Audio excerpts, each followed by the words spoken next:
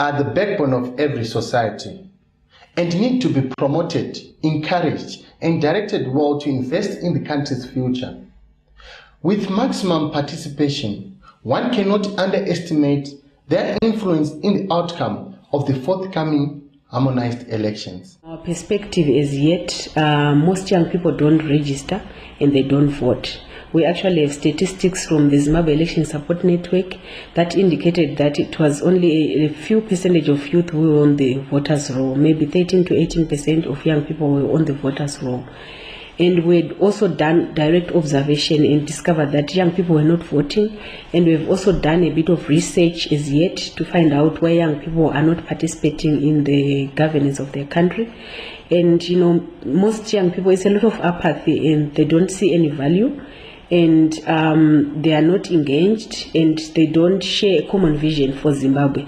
So we've been doing this work all along, and we'd tried to get as many young people registered to vote as possible. I've been active personally and also with the organization I work with, Zimbabwe Young Women's Network for Peace Building, on the Fair campaign, which is saying we want a just, free and fair election.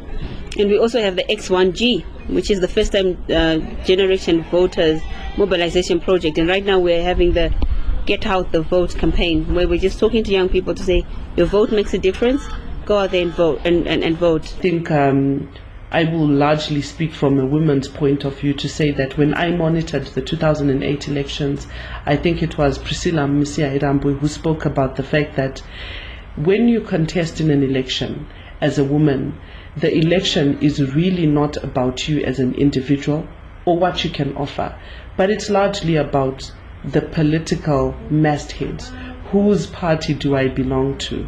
And if you look at the political parties themselves now, their mastheads are all male. So for instance, I come from the Harare West constituency, where we have a beautiful woman, Honorable Jessima Jome. The work that she has done, and I think even the Financial Gazette had a report on the work she has done, and the way she's been able to make information accessible for me as an individual Harare voter. We work with young people. Some of them can't even comment on social media. So that's the extent to which the intimidation has permeated within society. And it's even worse for women. There are some women who have been raped during the 2008 era, and they're still nursing these wounds. They haven't healed. So for them to come out to participate even in our programs as we mobilize is difficult.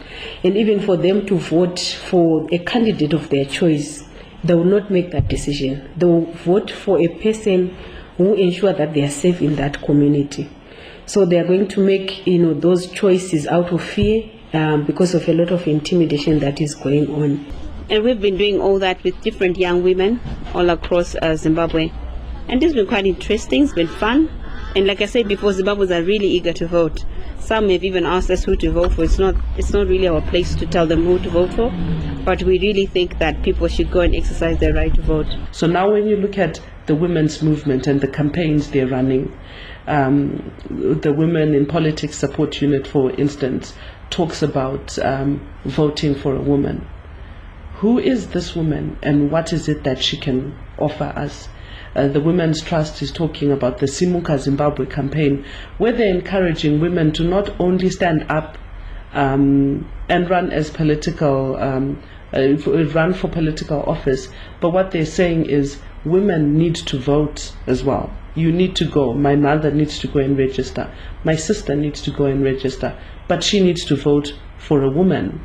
So I think that if you look, for instance, at the experiences in other countries such as Kenya, who now have a significant amount of women in power, I think what I'm hoping for, or the post-election scenario I'm looking for, is to have women of substance.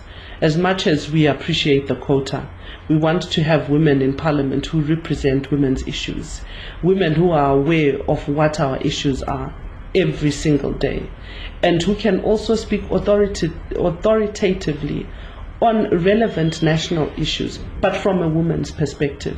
Because every time you talk about gender issues or women's issues, people want to talk about the issues of the women. So these are women's issues. But what we want out of these female parliamentarians is women who can speak on behalf of women and as women, not particularly looking at an issue that involves women, but a national issue from a woman's point of view.